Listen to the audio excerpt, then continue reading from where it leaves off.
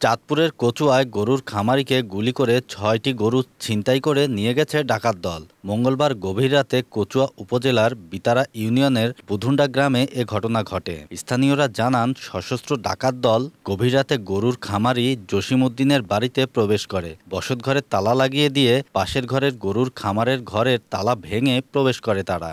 গরু নিয়ে বের হওয়ার সময় গরুর খামারি জসিমউদ্দিন ও তার ভাই সাকিবুল হাসান টের পেয়ে ঘরের জানালা ভেঙে ঘর থেকে বেরিয়ে চিৎকার শুরু করে। এ সময় ডাকাত দল গরুর খামারি জসিমউদ্দিন ও তার ভাইকে লক্ষ্য করে গুলি ছুড়ে।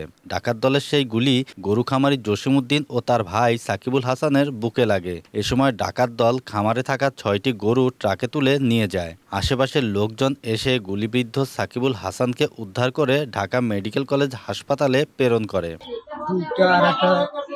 দিকে আমার বাড়িতে ডাকাতি করে গরু নিয়ে গেছে। আমার বাইরে সিটাগুলি করে এমন আহত অবস্থায় আছে, ঢাকা মেডিকেলে আছে। আমি সবার সহযোগিতা চাই।